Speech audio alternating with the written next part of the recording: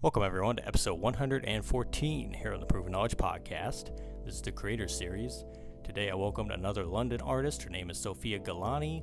I was actually introduced to Sofia through my friend Tapaz, who's an artist manager, and he connected us, and I got to interview her today. We talked about her different singles, most recently her song Water Run Dry that came out at the beginning of the year, and just a couple weeks ago, she dropped her next song that was called Flames. We talked about how those two songs are kind of like, I guess story-wise, working off of one another and kind of themed toward the same ideal and an evolution behind that, and that was kind of cool to hear. We also talked about her background in musical theater and how that led to her love for performing and doing music videos, which she's done a lot of different music videos for all of her songs. I don't know if, I'm trying to think, I think every song she's done has had a video, but I would have to go check that. And I loved hearing the story about the song Ain't a Game and that video, so you'll love hearing that. Overall, I really just appreciate Sofia's love for the craft, and she's definitely an artist who, you know, when you hear her talk about her career and everything, she knows herself very well, and she knows her music very well. Like, you can tell she definitely lives this, and she was made to do this. And I'm just looking forward to seeing, you know, where she can take it, because she's still very young. And has already accomplished a lot. She's been covered by a lot of different people all around the world and had her music played all around the world. So I just think, you know, she's just going to keep elevating and doing great things. And, you know, I appreciate her for her time. So I hope you guys enjoy this one. And without further ado, let's get into it. Welcome, everyone, to episode 114 here on the Proven Knowledge Podcast. This is the Creator Series. Today we have another great artist out of London. I've talked to a few London artists, another great one. Today, Sofia Gillani is here. How are you, Sofia? I'm awesome. How are you? Doing great. And once again, obviously, shout out to Paz for connecting us, making this happen today. And I'm glad to get you on here. Yes, 100%. And I'm glad to get you on here right now. I actually took the last few days because I know we were going to do this last week. I took the last few days to kind of dive more into like your music and what you've been doing. And I know that you've done a lot over the last couple of years, but for those that don't know you and what you do, kind of just give a brief introduction for people that might not have heard of you before. Oh, hi, my name is Sofia Gillani. I'm a singer-songwriter based in London. I have released 5 singles at the moment. Ain't a Game, Water Run Dry, Waiting for You, Other Side, and my new single that just came out on the 30th of June, which is Flames, and you can see that on all streaming platforms. Thank you. Incredible. And it's great to see just, you know, you doing your thing and everything. And like I said, I even went to like Google and I was kind of like checking out your artist page, and I saw all the different interviews you've done, and just you're doing incredible work from what I've seen. So hats off to you for that. I kind of want to start from, you know, maybe like a few years ago, whatever, but I know that you have background in musical theater. So I'm curious to know, you know, how did that kind of influence you wanting to be an artist, or were you already an artist before you started that side of your creativity as well? Yeah. At the beginning, it was literally just singing, and I didn't know how to channel, like, singing, if I wanted to do just singing, or if I wanted to do singing and my love of acting. So I went into musical theatre, joined a theatre troupe, and got many amazing opportunities, like the Olivier Awards, singing Evita, Don't Cry for Me Argentina, which was insane for someone who was 10 years old. The Little Mermaid, where I was Ursula, which was memorable to say the least, and a few others. And I feel like during musical theatre, as much as I did love acting, singing was one of my main passions, and I realised that if I'm so happy about making this music, like singing this music that was made by somebody else, how happy would I be if I made my own music and expressed myself through that? And then ever since then, music has been my main outlet, and here I am, releasing singles and just trying to get myself out there. Yeah. Cause it's interesting, because I know, like, even I know personally a lot of kids that started, they were either in choir or they were in like plays in school and stuff, and that kind of like led them to want to do their own thing as well. So it's kind of interesting for you. That was kind of a similar thing. So like, when you decided to write your own songs and do your own thing, like, when did that kind of get going? Were you just kind of writing from the beginning and just kind of coming up with song ideas, and then it would turn into like a full-fledged idea whenever you laid it down? Like, did you figure out how to record? Like, when did all that kind of get going for you? Funny enough, at a young age, I didn't really. I wasn't as good at songwriting as I am today. My ideas hadn't developed back then as well as they have now. So when the whole process actually started, it was very much raw. Like, okay, let's start with what I'm actually going to portray first. What message do I want to say personally? And there are some cringy songs that I have written that I will never let the light of day ever see. But thanks from the guidance of my dad and other music superiors, I kind of built my way up to today. It started just writing songs. There was like a bunch of songs in my notes, and then I transferred it from notes to a studio, added a beat behind it, and just started getting creative. And yeah, here I am today. I'm still recording music in the studio, and currently in the process of shooting music videos, which I never thought would happen at the beginning of the process. But yeah, pretty cool. It's kind of crazy though. That's how it always starts, I think, for everybody. You make a lot of songs, but then when you look back on them like 5 or 6 years later, you're like, oh, why did I do that? Like, I would never do that now.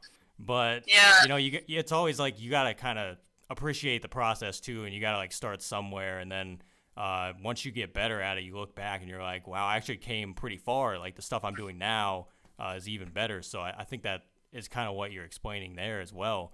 So would you say that you're like more comfortable doing a lot of this in the studio, or do you kind of just go about your day? You might come up with an idea and then be like, once I get to the studio, I'm going to try and like lay this down and see how this goes. Or are you just kind of, once you get to the studio, you can just come up with whatever on the spot? If you hear music, if you hear a great song, and you can just start writing, like, is there a certain way you've done it so far?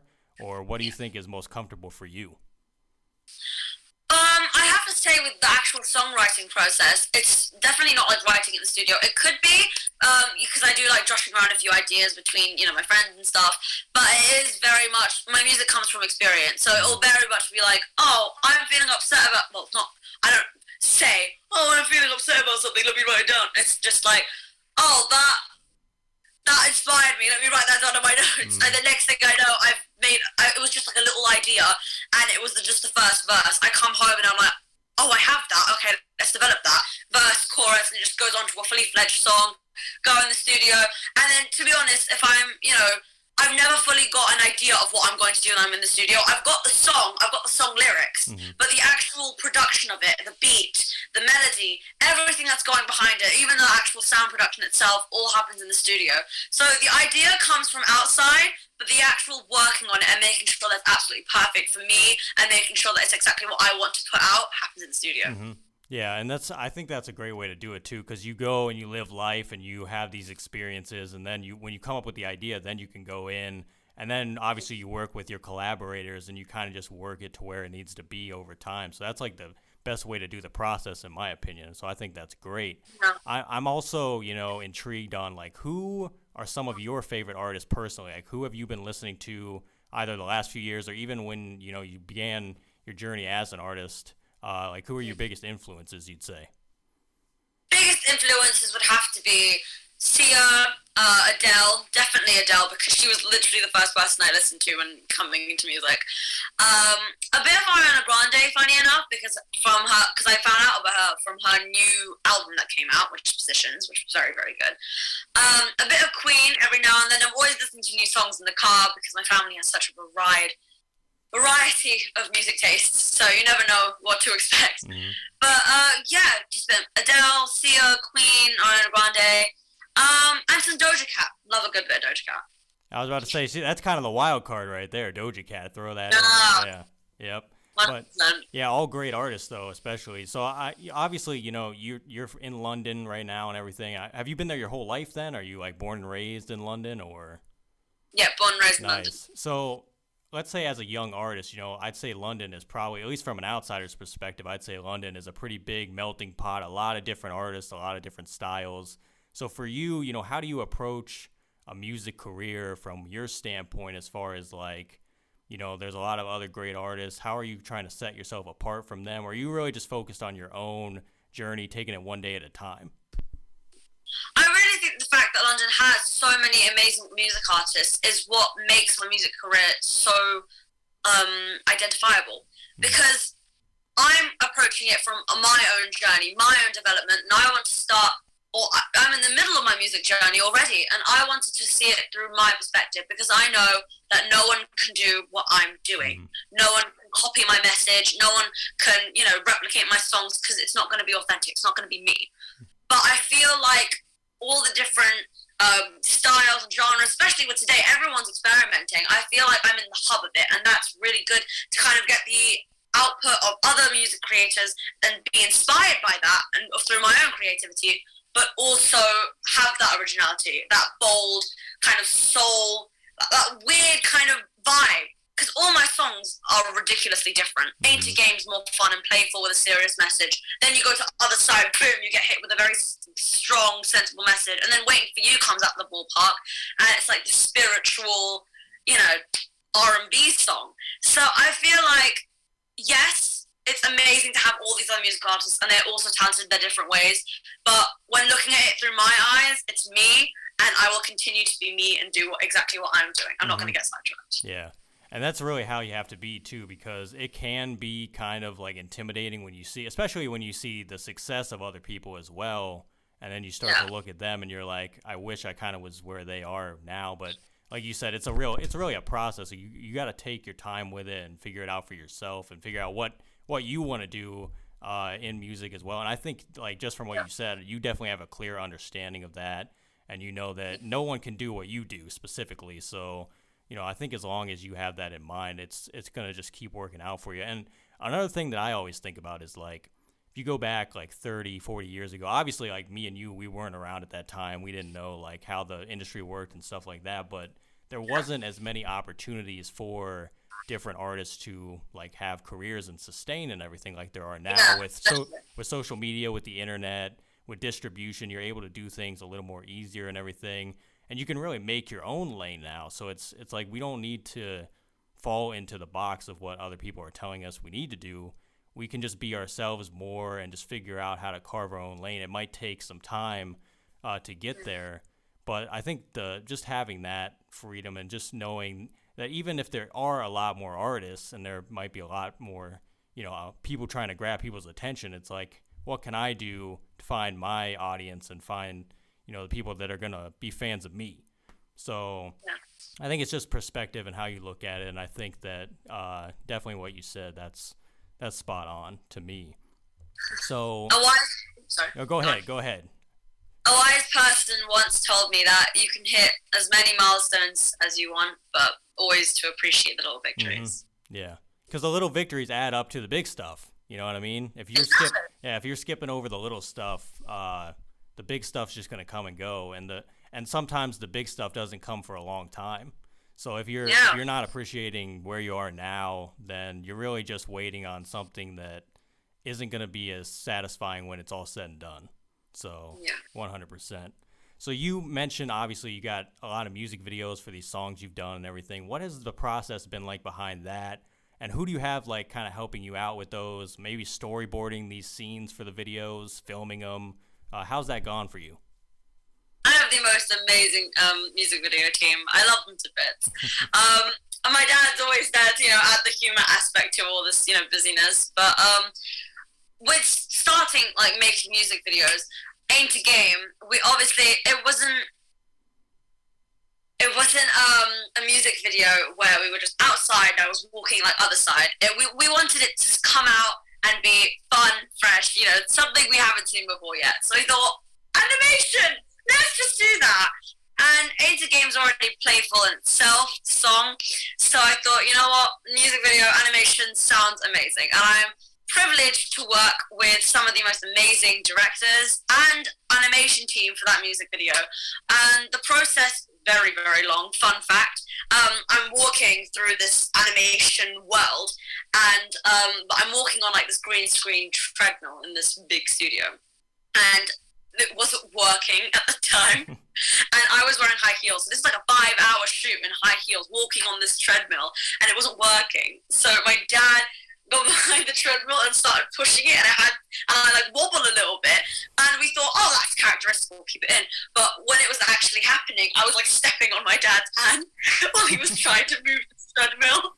It was it was hilarious. But yeah, so far the music video process has been absolutely amazing. With Waiting for You as well, that used a lot of like more complicated video techniques. And it was just so fun exploring the more visual aspect of it, because you do learn new things when you're, with different angles, cameras, shot, lighting, how to do the makeup for it. You learn how to do better music videos as you go along. And I feel with Flames, which was one where I was in this house, there was smoke machines and light, I felt more in my zone. And with that, it just makes the music process so much more fun. But yeah, music videos are always been the light of my day. It's, amazing. I love my tune. It's funny because I think the Ain't a Game video is the first one I saw. Like, it caught my attention because I'm like, oh, it looks like Mario. It looks like she's like in the game or whatever. So yeah. That one caught my. But now hearing the story behind it, I'm like, oh, I'm gonna have to go watch it again because that's hilarious. But I think just the process, like you said, like the process of it is just. It's got to be like freeing because obviously, like, I'm not an artist. Like, I don't know how that whole thing is, but like, obviously, music videos, they're meant to kind of like portray the concept of the song visually for people, and you can obviously get a lot more done as far as like explaining the story behind a song in a video. So it's great to hear that you have like a team of people that are helping you with that and kind of putting that together. And it'll be cool to see, how it evolves too, just like the music does. Like, you'll probably look back on these videos and be like, look at what we did now. Like, we did even cooler videos now, like 10 years later, 10 years down the line. So that's definitely another cool thing, I think, to document, like, as an artist, have that to look back on those. I still got to check out the Flames video, too, because I know the song just dropped. But, yeah, I gotta really look at that and see, like, what you did for that one. So, obviously, I do want to talk about Flames in a second, but I know you dropped, I think at the beginning of the year, you dropped the Water Run Dry song. So, like, what was the, like, process behind that one? What's the story behind that one? Kind of go into that one, and then we'll talk about Flames after that. Okay. Water Run Dry, that was another light-hearted songs that I really did like. And the music video is certainly not to be played around with. There's literally a mannequin, and it's this big ass beach, and all these different outfit changes and big heels and smoky eye makeup in the middle of nowhere. But the actual song itself, Water Run Dry, when you hear the title, it's definitely like an abstract metaphor, because water doesn't run dry because water is wet, and then you can go into conspiracy theories all you like. But Water Run Dry was just one of those songs where it was like a classic not to lose hope, like not letting the water run dry. It's one of those things where you can't lose hope because there's always something positive that's going to happen. There's always a light at the end of the tunnel, for example. Water Run Dry was a very kind of happy song, but it also reflects my experiences throughout music and throughout life, really, especially in the lyrics, such as seen things but felt that, like the confliction. It was just one of those songs, a personal favourite of mine, actually. It was one of those songs where you could really pour yourself into that song, because it was saying what you felt at that time, because obviously Water Run Dry had come from all these other bands of songs. I wanted to put out another happy song, but it was more me in that sense. Ain't a Game was trying to put out that message that it's not a game, relationships, you've heard the whole shebang. But Water Run Dry was supposed to be more personalised. So yeah, I really did enjoy Water Run Dry, and the whole music video towards it, like the storyboarding, should you be wearing that, this, that, where should we be? Oh, this would go with this. Let's have a mannequin instead of a real person, because, it reflects everyone and not just one actor, Mm-hmm.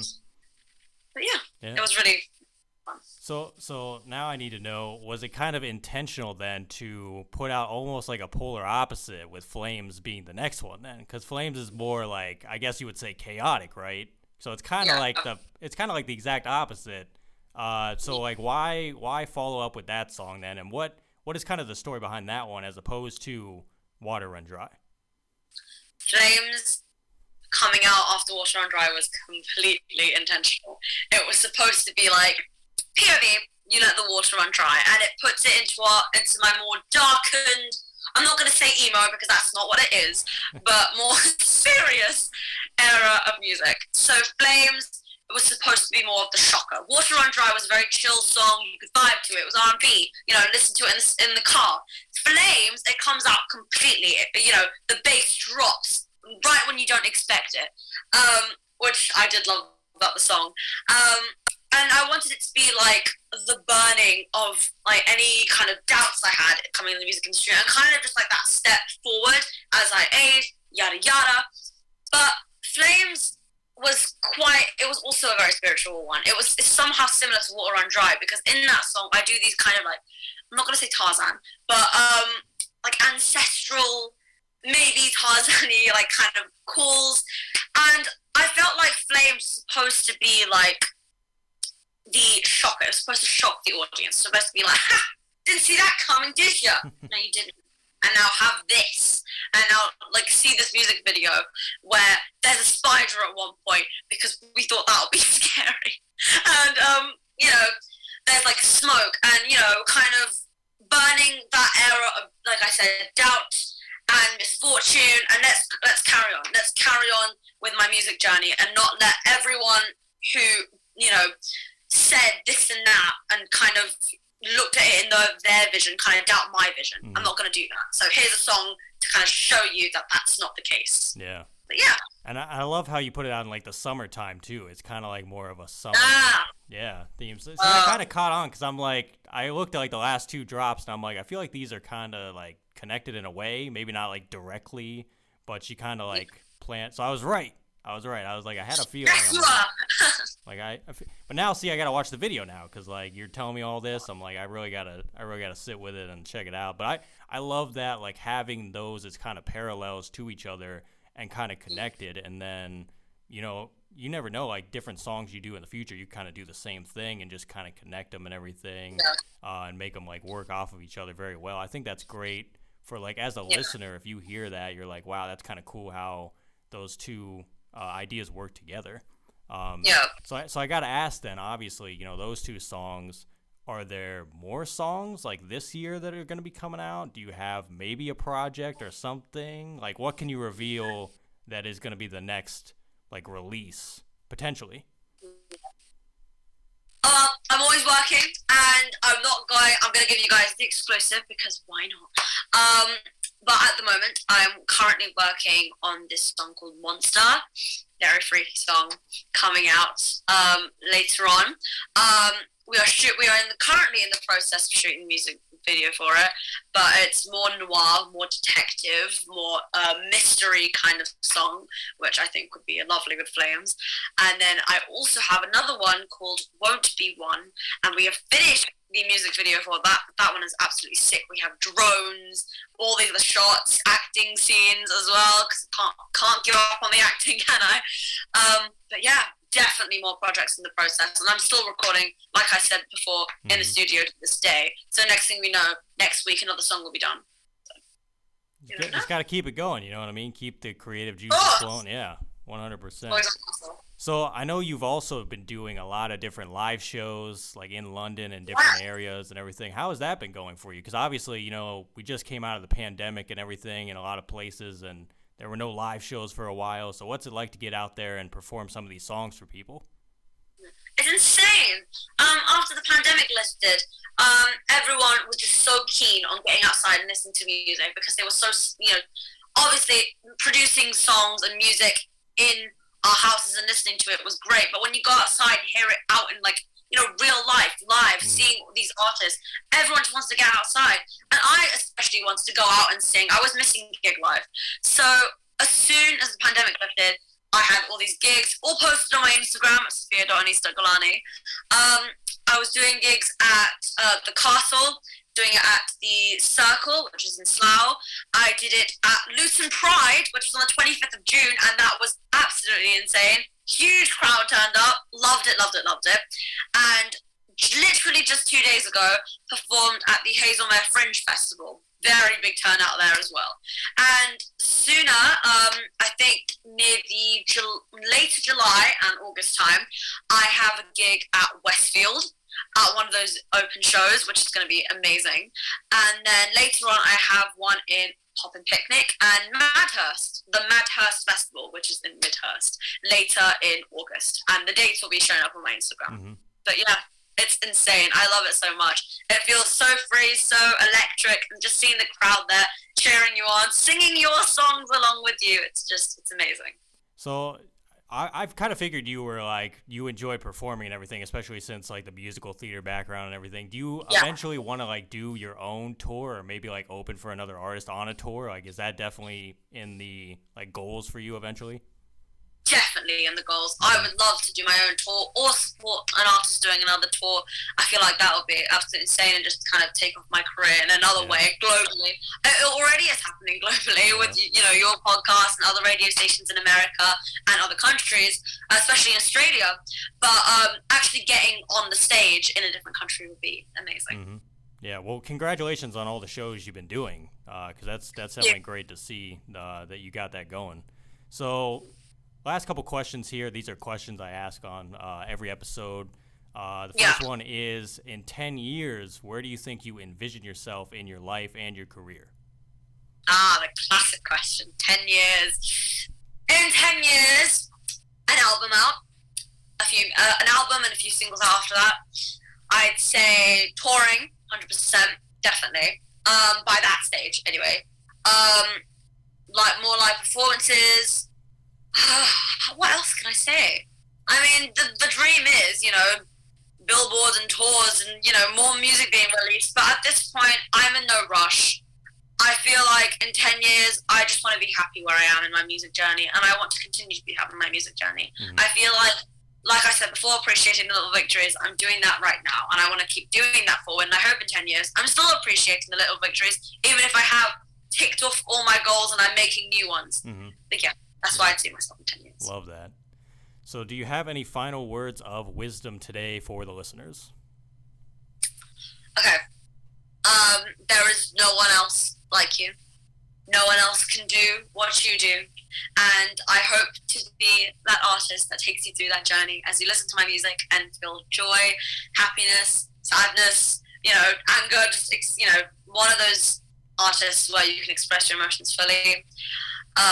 Right now, I know this is a hard time for a few people, and I just want to say that, you know, you'll get through it.